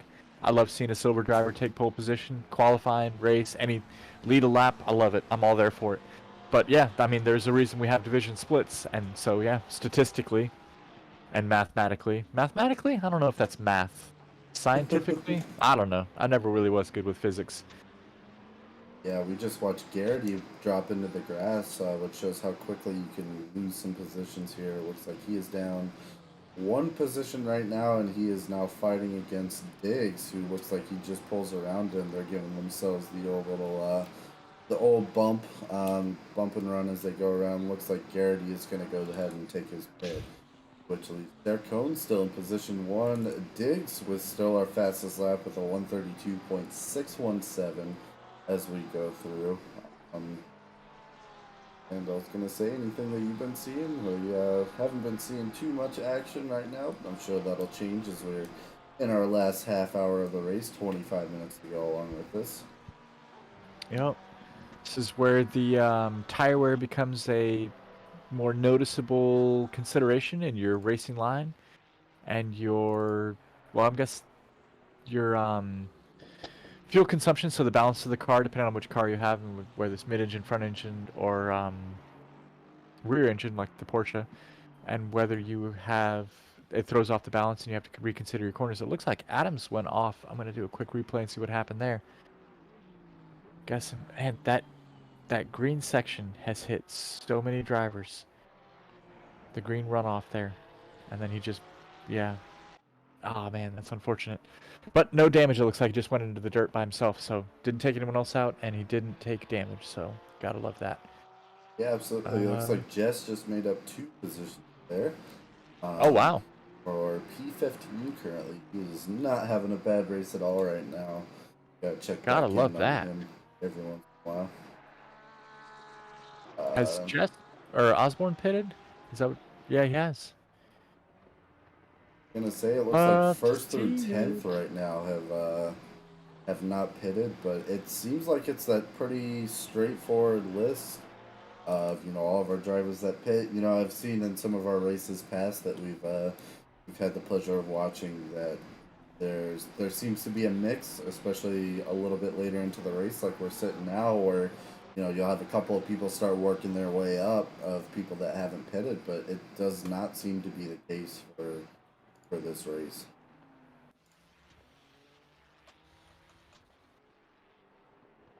Ethan Marvin doing a great job holding out at P10. It looks like Selena dropped back a couple of positions, but I'm assuming she would have taken her pit because she hadn't earlier when she was sitting P10. What else do we got? Kadavikar going ahead and taking his pit. Looks like we got a 3-way battle between Sutherland, Ruzick, and Barker, 22nd, 23rd, and 24th. Speaking of which, we did just lose another driver, which I actually noticed this one. Adams, it looks like, dipped out after his last spinning out into the sand there. We're down to 26 racers at this time. We're down 3. Yeah, I guess you know what they say, especially as the track is a bit lighter on drivers right now. It turns out to be free points. Oh, that is so, true. Always sucks to see, like we bring it up just about every week, watching these drivers spend as much time as they do during the week. All to have to dip out, quit the race, all that is devastating to watch. It's a part of racing, I suppose. I mean, I think it absolutely is. It's you give it your best shot, and sometimes things go your way, and sometimes they don't. And I mean, if the best thing for you to do is to dip out for whatever reasons, personal reasons or other reasons, then hey, that's a decision only you can make. It does suck to see. I agree, but I mean, it definitely happens. And if your head's not in the right space and your race is ruined, then I mean, you're just hurting yourself more by trying to continue, trying to force a square peg into a round hole, and that's not fun for you, the hole, the peg. That's not fun for anybody. It's not even fun to watch. Let's be honest here. It's so frustrating. Watching a spin out over and over again, it's one thing, one or two, but as soon as you get past that, I can definitely attest to the aggression that starts happening. Oh yeah, 100%. Especially around the same corners and all that, not being able to together. It's very tough to see. But you say our P1 driver is still sitting at Sarcone. Smith is P2. Looks like there's a little bit of a gap, about a 2.3 second gap is what it looks like. Looks like Lloyd spun out. I'm gonna do a quick replay here. Well, he is closing pit lane right now. Yeah, I remember there being style. Oh, he's gonna drive straight back into it too. I guess good on him. Gonna go ahead and take his pit. Okay, yeah, yep, that checks out. And it was, yeah, it was a good place to spin out if there's a place to do it. I've got to say that's definitely not the worst spot. Yeah, absolutely. Right in front of pit lane just sometimes gives you a bit of a sign. It looks like Air missed his braking point completely. I'm doing the replay now, and in my corner, my famous corner, and went straight off into the grass past Boonstra. Yep. I'm sorry. I'm laughing. I'm laughing with him. I'm imagining him in hindsight looking back at this. Yeah, exactly. Missed his braking point. Went straight by Boonstra. Missed him, or he missed Boonstra. I'm not really sure. And was able to bring it right back onto the track. So no time, no damage. Just kind of a fun little mishap there. Happy little accident. As oh my gosh, I'm blanking. Who's the artist? Oh. Well, why'd you have to say it? Bob Ross. Thank you, Bob Ross. Yes, happy little accidents. There's no mistakes. Say Selena Boonstra had a slick pass on Jabber there. Gonna try to hold that in front of him. That's Had fantastic. a much faster line coming out, just slid on right next to him. Always fun to watch, but it looks like the Smith is taking his pit. So right now, Sarcone, Maxwell, and Diggs are first, second, and third. Sarcone still leading this race. Like he went off a little wide on that corner, but is doing very well for himself. 26 laps in. 26 laps and 18 minutes 45 seconds left. What do we have for people who've not pitted? We have first. So we have Sarcone, Maxwell, Diggs, Schmitzer, Sweeney, and Elspaz. Elspaz have not pitted. They are first through sixth, respectively. Almost all of them have made up at least a few spaces. Elspaz has made up 10 spaces. Wow, that's quite an accomplishment. Yeah, that's fantastic. So let's see. These are going to be our late pitters then. Like you said, we say it every race. We got our late and our early. See just how close they can push it to the pit closing time before they actually run it into the pits and get their splash of fuel to finish the last 2 laps, maybe 3. Yeah, they definitely cut it a lot closer than what my anxiety allows me to. It looks like Maxwell and Schmitz are both taking their pits. I've tried to cut it a bit closer sometimes, and it's just you're getting to the point where it's getting scary. Like you're not sure you're gonna make it that next lap, or along those lines. It's not a not a fun feeling to have. The only time I've ever cut it that close, not intentionally, ever cut it that close, was when I was out of one of the races, but I was super tied into what I was doing, and I think if I remember correctly, I was in a battle with somebody, and I was like, I'm gonna pass him. It's just like one more lap, and then you hear the crew chief going, "Hey, prepare for whatchamacallit." I was like, "Oh yeah, I probably should go in and pit because this is gonna be bad." I know what's wrong with it. Seconds left. Huh? I said, I know what's wrong with it. Car ain't got no gas in it. Exactly. I was like, we're gonna have a bigger problem this battle that I'm trying to win. This one position I'm fighting for, and I'm about to lose the entire race. It's just make it make sense. Yeah, absolutely. But we have a very special guest going to pop into here. We got Nate. I'm trying to drag him up. I can't use computers anymore, apparently. Nate is going to join us? Nate is joining the fateful race right now. Gonna see what's going on with the rest of us. That's what I'm talking about. All right, let me pull him up. Welcome in, Nate. How we doing, dude? Hey, Nate! fellas. How's it going, man? How are we doing? Welcome. Drop some Yeah. knowledge Hey. on us. Absolutely Hey, amazing. Yeah,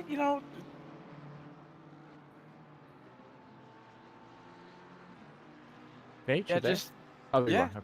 Okay. Can you guys hear me? Yeah, I can now. It Yeah. sounded like Okay. you stopped a little bit. Seemed like you cut Appreciate out it. just a little bit there.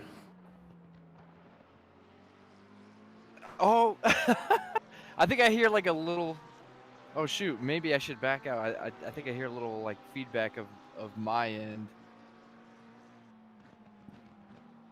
I think you're good. Honestly, I'm not hearing that. It could just be a side tone or something. Not on feeling your like- end? Maybe just on mine? No, I'm not hearing it. Yeah, no, your audio is coming in clear when we can hear you. It just sounds like it's not Okay. always activated. I don't know what other word to use. Oh, you know what it is? Do you have a mute button? Or a push to talk? There it is. Yeah, I needed to mute it. All right, we're all golden now, boys. There you are. Anyhow, Yeah. appreciate it. Hey, thanks for having me, guys. Thanks for It's a pleasure coming on the to show. be in the booth with y'all. Yeah, absolutely. You guys, always a blast to listen to. So, absolutely enamored to be up here with y'all. But yeah, hell of a race tonight, huh? Yeah, absolutely. We're watching some very close and fun battles tonight. As we come into our last 15 minutes here, top 4 drivers still have not pitted. There being those those unfortunate, pushing it right to the end guys there. But we'll have to see. Sercone is definitely leading the pack right now. He has got quite a bit of a gap, I believe, unless Diggs is the one right behind him. He is. So both those guys still are yet to take a pit. But I know you've been watching from the YouTube stream and wanted to pop on. You got any fun commentary? Maybe a little bit of insight of what's been going on here? Well, considering I've, the only time I've ever raced this track was in the absolute Sahara Desert environment. It was dry. It's gonna be, it's an entirely different course for me, to be entirely honest with you. So that brings obviously with it a whole bunch of new nuances to the course. You know, your racing line, your braking points. It all seems to get a little fluctuated. It changes a bit. Sure. But that said, I gotta hand it to the D4 drivers here. I mean, these guys are just absolutely laying down. I mean, Sercone with the 132.7 right now, it's a little ridiculous in my mind. And then you got Martin Diggs, like you were saying, with the 132.6. That's, to me, that's superhuman. That's even capable or possible to hit with these guys. But I suppose at this level of racing, that's to be expected. Yeah, absolutely. It's been a very fun race. I think Toaster nailed it with his prediction. Maybe, we've talked in week past. It seems like at least Toaster out of all of us needs to maybe take a little bit of betting on, because he called the the bad corner right from the start that we've been seeing drivers have issues with here. So I was gonna say hats off to you, but I'm gonna say we've seen several drivers.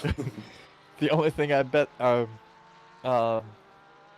based that on was my experience running the track, and it's like that corner was the one that I would come into, and then just like it was either completely blind, I would miss the brake marker. It just felt odd. Like it was like wait, there's the corner, boom, like yep, boom, there went the corner. Every time it was like that's the one I would mess up. The next one was more technical, harder to find the right line, but I knew the corner was coming. That one, nope. I don't know what it is. That corner just sucks, and I hate it. I mean, I love it. It's great. Thank you, Kunos. I appreciate it. Love you guys. Love Yeah, you. you're the Love best. you. You're doing great work here, I gotta say. For me, it's like the last corner, man. It's the very last turn. That very last hairpin where it's like straight 90 to 90. That I just, for whatever reason, like it always sneaks up on me. And you literally have brake markers, assuming they're not taken out by that point, that are like, hey, caution, left hand 90 coming up.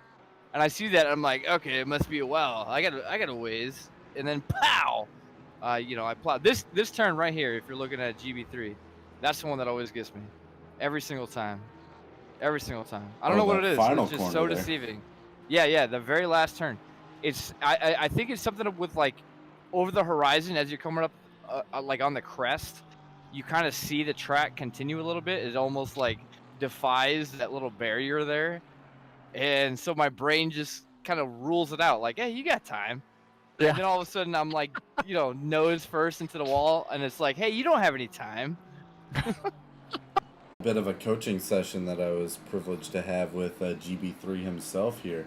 And I apologize, I forget who the other guy was in there. It may have been Panzo, actually. I think maybe Panzo Rigatoni was also in there giving advice about it. So what they were saying is as you come up on that corner, those red and white rumble strips on the right side, you want to start braking about halfway into that, and it looks like Sercone is coming in for his pit.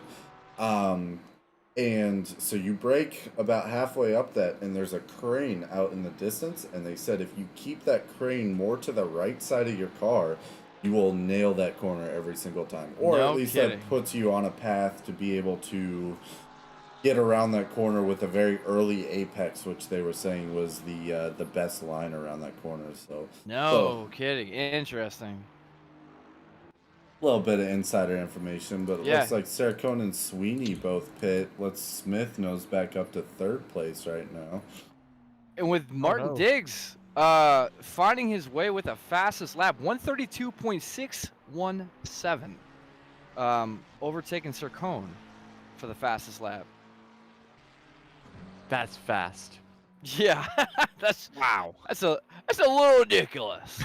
Yeah, no. Holy cow. See, yeah. I haven't. That's- I've only practiced this track, so I haven't actually done any races, including the AI races or practice races on this track. But the one track that we repeated that I actually did have good practice on was Imola, and I gotta say it was super easy to find time on a track that I already knew.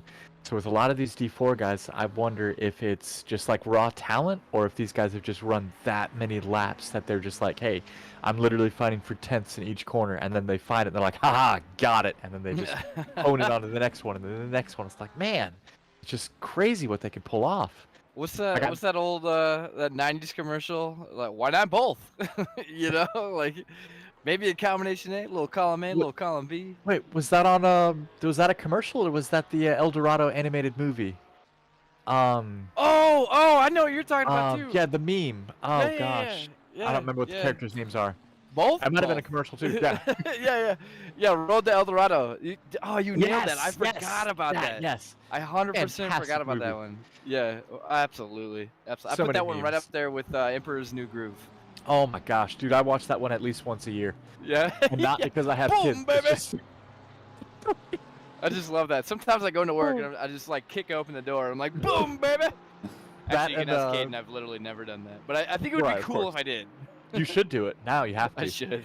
I say tomorrow morning, baby, but it looks like Trembling just did a very, very clean pass on Garrity. Snuck right around him. They are very close on each other. Garrity not wanting to give that position up. Obviously, he was very high on the leaderboard right before. He is sitting P9 right now, but Trembling is trying to nose his way up there. GB3 is sitting in 6th place right now, so if I am looking at all this right, it looks like our only driver to not have pit yet is Diggs, sitting in P1. Interesting. Yeah. Interesting indeed. And so if you look at the gap, he does have a 25-second gap ahead of Sircone right now. So assuming... Oh, and he's going for pits. He's going for pits right here. So this would be really interesting to see how well he executes that and where he comes out relative to Sircone. Yeah, it doesn't look like anybody's made it out of the pits faster than 28 seconds, according to the list. It looks like 28, 29. Yeah, we got 128. Yeah. 2 28s and a 29. So, oh man, yeah, we're talking. Yeah, Like Sircone nail is biter here. right now. There it is, right there. Sircone is in first place. So, you know, it's not a fast pit. You're not getting in there and out of there in a blink of an eye. No, yeah, You know, no, like in absolutely certain not. tracks, you're just not gonna do it. So, But it's not Spa either, where you're driving 3/4 of a mile Exactly. to take in the sights and then see the mountain and then eventually make a corner and the pits down the lane. that's Good right. Lord. That's right. Yeah, you're kind of somewhere in between, I suppose. There's this gray area right in between this Yeah. obviously long and ridiculous. Right. What was it? Is Imola the one that's super short, or was it there was one Yeah, that's literally Imola's like not come terrible off. at all. There's one that everybody got a drive-through penalty because it was so like you literally come off the race and then it's just boom right there, like you're in. Oh, that was Forgot which track that was. That was last race, if I'm not mistaken, wasn't it? Monza. Monza? Monza. Was it Monza? I don't. It was somebody knows which track I'm talking about, and they're laughing at us right now. We're like, yeah, no, that one. Yeah. I'm like, yeah, whatever. you Probably just Mike said, Dyer. He's that sitting there going, "These idiots." Actually. Yeah, right. Oh gosh, I'm going to hell. That's all right. To say we are about to hit our 5-minute mark for this race. Sircone sitting pretty in number 1. Smith, our silver driver that we've been following the whole time, number 2. Diggs sitting in number 3. Got Maxwell 4th, Marvin 5th, GB3 in 6th place. Sweeney, Trembling, Garrity, and Schmitzer flying out our 10th top 10 right now. So see if there's any interesting moves in the last couple of laps here, but as we've kind of seen in the last several races that we've been watching and commentating on, this last 5 minutes is really just holding on, hoping for the best, you know, trying to keep a clean lap and kind of settling into that position. So speaking of that, our top gainer this race is, it looks like it's Holmes as of right now, assuming he can bring it home. Started 23rd. Got it? Sure, I like he's what you never did there, heard that man. one before. Oh gosh, no, this is an original. I hope somebody's recording this. You're gonna want to play it back. That's right, man. He started 23rd, and he's currently in 12th place. He made up 11 places so far. Oh gosh, I cracked myself up. Dude, you cracked me up too, man. I'm still dying on this. Ooh, You kidding me? Spalls spun himself out around Oh. just the fast section in sector 2 there, it looks like. That's unfortunate. Loses him about 5-6 positions around. We'll see if he can hold that on, but that is very unfortunate in the last couple of minutes. Oh, it really Yeah, is. yeah. At this point, you know, maybe you got to be a little thankful that it's only that many positions, I suppose. Yeah, that's true. It's one of those, it's super frustrating because you made it, what, 57 and a half minutes Exactly. into a race? Exactly. But also, hey, you know, you didn't take yourself out completely with 3 minutes of damage with literally 3 minutes left, so Right. that would suck. Yeah, no question about that. GB3 Oh. making a good move around the outside on what would have been Sweeney, if I'm not mistaken. Otherwise, that was Dawson Trimling. I didn't catch race control in time. But that was a very, very definitely good move. Sweeney. Okay, Sweeney, got it. Yeah, Yep. Sweeney took a little bit of grass on the inside corner, and Beverly, you know, calm, collected, cool as always, just capitalized on that mistake. All right, our pit window just closed down. Last 2 minutes and 20 seconds of this race. I'm sure we'll be hearing that call out here before too long that the leader is on the final lap. But I was gonna say we're kind of wearing down. It looks like did Diggs make up a position? Or no, sorry, it was Maxwell that was number 1 before. Losing my mind here. But Smith sitting number 2 still. Sarcone pulling out position 1 right now. Last little bit of the race, we're not seeing too many position changes. Espal's had that unfortunate switch. It looks like GB3 was fighting for a position with Sweeney there for a second, but Yeah. they've kind of paced themselves out just a little bit. Let's talk about GB3 and Trembling, both teammates in positions 7 and 8 right now. They seem to be breaking some of their not habit per se, but their past with some of these races. Kind of give for one and a take for the other. You know, I've been watching them for a good while now. You know, one race GB3 will do better and Trembling will drop back a little bit, and the next Trembling will do really good and GB3 will drop back. So it's good to see both those boys in the top 10. I mean, on that same point, it looks like Diggs and Boonstra are in the same boat. Diggs is fixing to finish 3rd and Boonstra's 13th, which is not a bad position to finish at all. But That's it's just kind of that separation there of like, you know, you guys aren't finishing close to each other, but definitely solid finishes on both parts. But what is it? Tremlin and GB3 are going to finish right on top of each other. Yeah, you know, at the end of the day, you have 26 people right now still active in the actual race, right? Mhm. Probably a couple that have fallen off since it started, but you're within the top 15. You're doing something right. You're within the top absolutely. 10, both you and your teammate. You're doing something really, really right, you know. So, as far as GB3 and Tremling's concerned, you gotta tip the cap. Kind of like what Caden was saying. It seems like there's always somebody there on that team that's bringing the heat. You know, regardless of whether the other one kind of falters or what have you, maybe has a bad race or a mishap or some bad luck. Somebody's there to pick the other guy up, and now you're Right. starting to see, you know, both guys kind of come together at the same time. And that's when everything's clicking. That's when all cylinders are firing, essentially. Mhm. And you knew it was a matter of time. Watching this team throughout season 7, you knew it was a matter of time. So for Boonstra, you know, it's kind of the same thing. Like she's always going to be in the mix of things. She's in, you know, P13 right now, top 15. 30 people started. I think it's a really, really good finish. Garrity just spun out pretty bad. I'll wait just a second and go back. We just watched Air got tapped around the chicane. That also seems like our, I guess, second most dangerous corner that we have. But we'll follow along with Garrity real quick and see what happened here as he comes into, I guess that's the sector 1 here. He just taps the... This is what I was talking about with the curbs, where you get on them and your car just kicks out from under. Yeah, he spins out pretty hard. Very unfortunate, but... Say Sercone just finished P1, Smith with P2, and Diggs with P3 for our top 3 finishers of the night.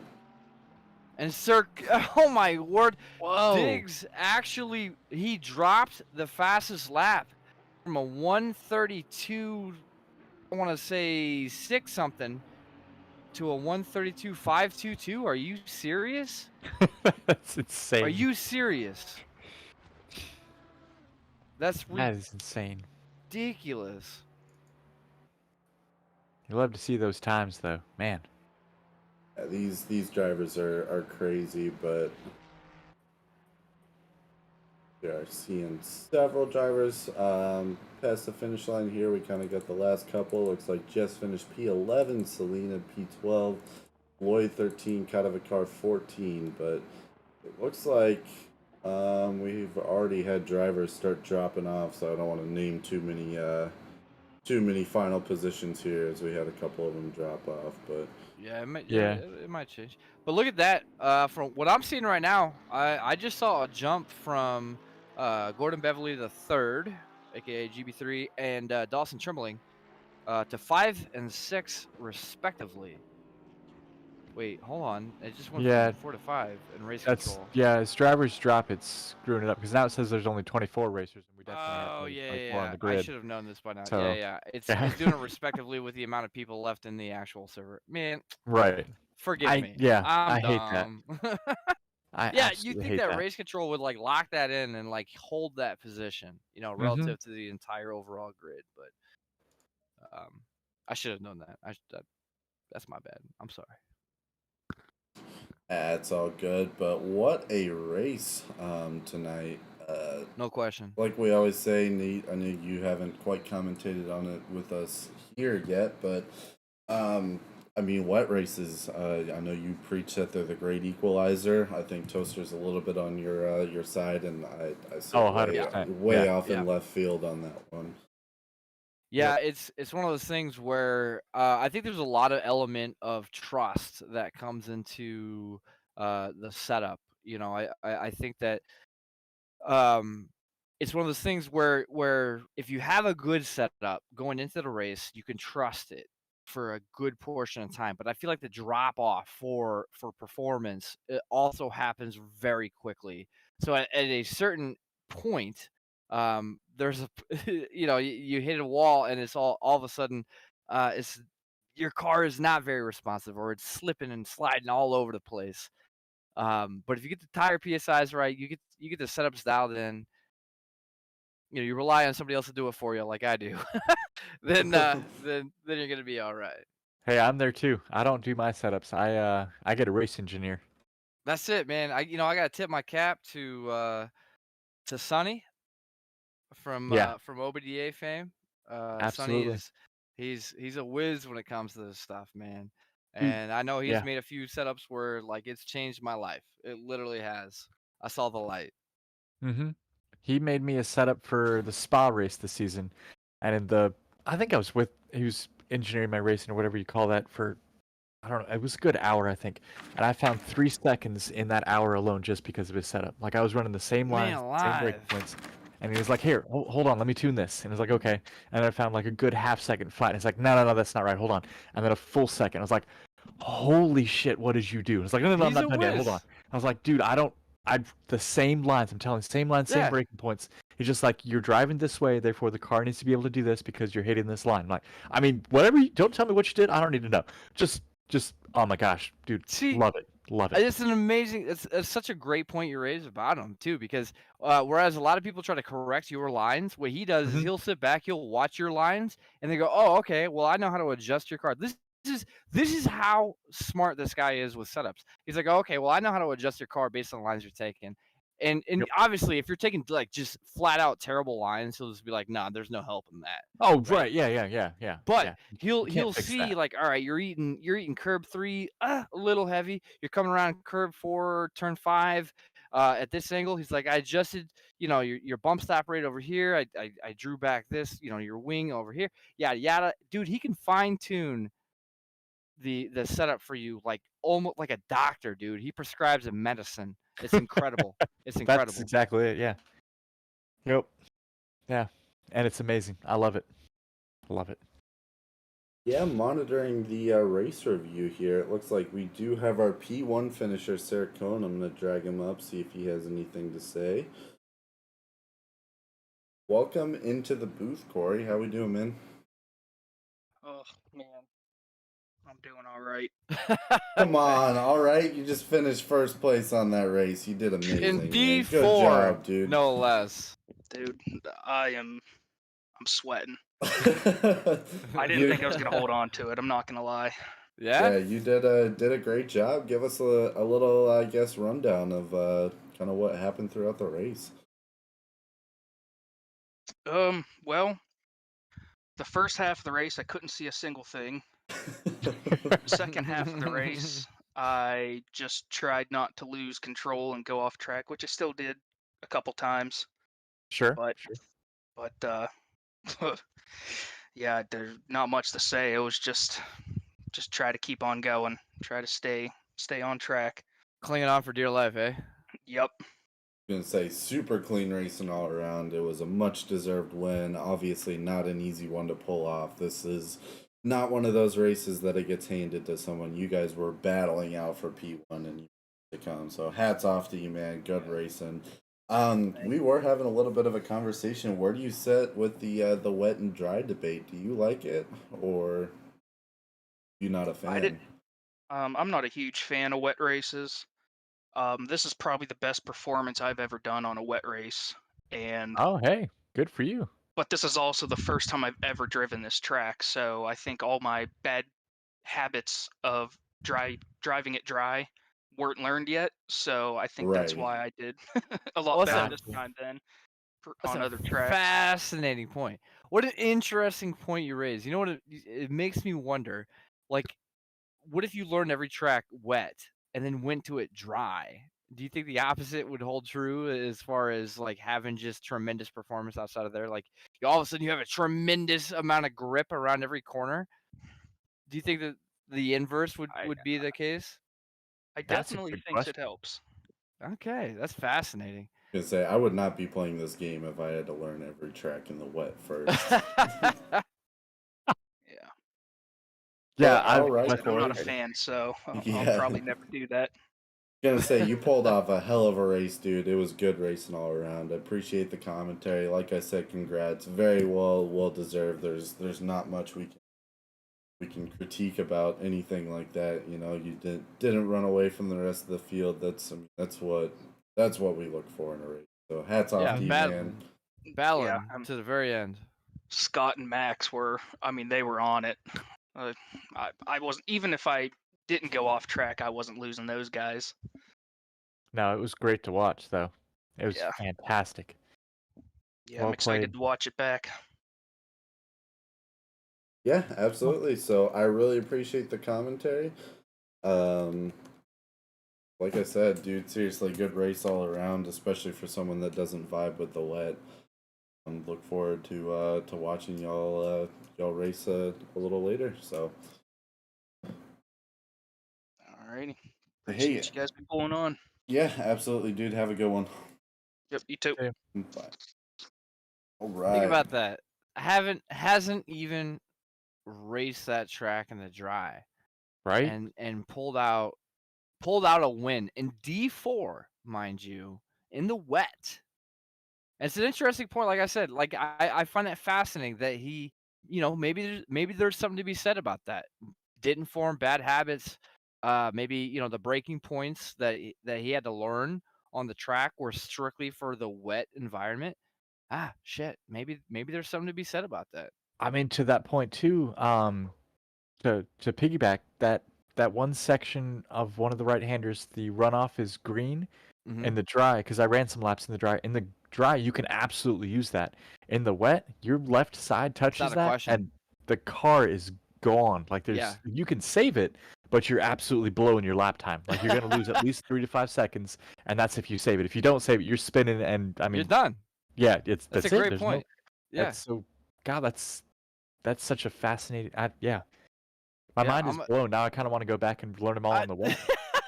I know, like I just want to go back and relearn every track in the wet now, and Yeah. then go to it in dry and see what happens. You know, Freaking crazy. that's insane to me. It really is. All right, I got Scott Smith, our P2 finisher, who, mind you, was silver this time.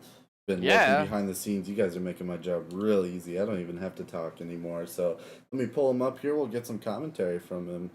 What is Let's going talk to him. on, Scott? Hello. How's it going, man? Hello. Much like everybody else, sweating. It's like he heard the commentary from earlier. That's crazy. Oh, everybody was sweating after that. You know it. That's insane. I was gonna say, let me start this off by saying, good race, dude. Especially pulling a race like that, being in the silver split. I mean, you were giving those gold drivers a hell of a time out there on the track. I had to redeem myself for my self-inflicted disaster of last week. Oh boy, that's fair. That's fair. That was Yeah. horrible. That was absolutely horrible. on So my you part. had something to prove. You had a chip on your shoulder, huh? Well, I just didn't want to mess up that badly again. I couldn't embarrass myself like that again. Very, very That's understandable. fair. That's good motivation. Yeah, no That's doubt all you about needed. it. Gonna There's say, no dude, question. seriously, there's not a lot to say about that race. You were very consistent all the way through. One thing that we were touching on part in the race is, what are you thinking of the new McLaren? I noticed you're driving it. I love it. I've always been a Okay. McLaren guy anyway, but the new one is really nice. I love it. How? What do you think? Like, as far as the difference between that and the old 720S, like, what are your thoughts as far as how it handles? It's got a bit more front end grip. Okay. They All are right. very important, especially for a wet race like this. But yeah, Yeah, you did. I like that. Did real good, dude. I mean, like I said, second place finish, especially among some of these gold drivers that we've been following for several weeks now, is nothing to lay down. That's definitely a massive accomplishment, and being able to keep it consistent like you did all throughout an entire hour's race. You know, fighting a lot of the rain. You know, other drivers and all that. It's huge. So, I mean, any comments or anything about the race that happened this week, or It was just a great race all around. Good, close, clean. It was awesome. it was New a ton of new fun car. to watch? new car, new bop, wet track. I mean, it seems like you just kind of overcame a lot of the obstacles that were kind of thrown at you there. Yeah. Going into that race, how are you feeling, especially with the update being very recent? How are you feeling? Were you comfortable with the new setup, with the new car and all that? Did you feel like you weren't sure? Did you settle in about 15 laps in? Like, what was your thought process as far as like when you started feeling like, hey, I got a chance at this? Oh, I was surprised that it got pole, but overall, no, I'm comfortable in the car. I'm comfortable in the wet. I'm not a fan of the wet, but I'm comfortable enough in it. Sure. As long as I can survive the first couple laps. Got a little dicey there coming out of the hairpin, but no, as long as I can survive it, I'm fine. Wonderful. I've been sim racing a while, so it doesn't bother me too much. Say, Notice that the obviously, if you're sitting in grindstone- D4 right now. Yeah. Well, it was in D3 last season, and it was just like, man, let's just get my ass kicked. Those Yeah, it's guys are funny. just a step up. They're I'll they're tell so ya. much faster. Well, SRA keeps growing, man. We're getting a lot of fast boys coming in here, and women too, I should say. So it's a good thing. It's nice seeing the league grow, no doubt about it. But it's also fun to see some familiar faces, kind of stay their course and keep their throne, if you will. So Yeah, absolutely. Great racing all around this week, man. Carry it into next week, and we look forward to watching your race. So I appreciate the commentary, and we'll catch you on the flip flop. Thank you for having me. Absolutely. Have a good one, man. You too. Take care. All right. I'm gonna say you guys can take a little bit of a peek here. Is there anyone else that we're wanting to pull up? And say we at least got our P1 and 2. I wasn't seeing P3. GB3, yeah. Where's GB3? I know GB3's in there. Oh, D4 race chat's looking kind of small there. He's not. I don't see That's GB3. Selena. Jess is in there. Yeah. Oh, they're all starting to dip now. Yeah, Yeah, it's thinning out, dude. Like they heard me, Grab man. ball, grab ball. They're like, no, we gotta go. I'm gonna say I'm going to take that guy as our cue. Gonna say I think that's everyone telling us it's time to be done. So with that being said, as always, it's an absolute pleasure, Toaster. Always on the side, and this week we got the one, the only, the Nate Bright. Glad you popped in. Glad you're able to get in here. But I appreciate you guys giving me a little chance to hop back in the booth. It was a blast. And listen, I always, as you know, I tune in every week to listen to you guys because, simply put, y'all are some of my favorite. You're like the best out there. You know, like I'm not gonna sugarcoat it. You're the best out there. You're my favorite. And so that said, hey, thank you very much for the opportunity to be in here with you guys. yeah, absolutely. You're welcome anytime. Awesome. Thanks for popping up. So, say with that being said, do we have any closing remarks from you guys? Nothing from me. It's been a blast. Caden, all right. You and I are going into tomorrow night's race. I want to say, I think our strategy holds true as it always was. You're faster than me. I'm gonna be defense, right? Not wreckful, not like crazy defense, but I'm gonna try to do my defense and what have you. But I can't wait for tomorrow night's race with you, man. Absolutely, it's going to be a ton of fun. We're going to be ready to get this last wet race out of the way and That's over right. with as we go into week 7. That's Going to be right. Silverstone. I'm sure it's a nightmare track for a lot of these drivers, especially the new ones from last season. That being the wet night race that finished off season 6. I'm sure it's going to be a lot nicer to get into it on the dry. So, with that being said, Toaster, anything? Nothing that hasn't already been said. It's great commentating. It was a great race to watch, and it's just fun to be here. Love it. Yeah, absolutely. With that being said, we will see you guys all next week for week 7. Everyone have a good one. See you. Woo! Welcome, ladies and gentlemen. It's been 3 long weeks here at SRA. Welcome back to the best racing in North America, home of the SRA GT3 Team Series. 60 minutes of action-packed door-to-door racing, 6 divisions, 6 different championships on the line. Let's get ready for some action tonight. An incident. We have Boardman at a yellow. Looks like he's dropping down positions there on the chicane as a bunch of cars are coming through. Byron's going to take a dive in the Lexus. Johnson looking to go down the inside of Maxwell. And we're off and away for SRA.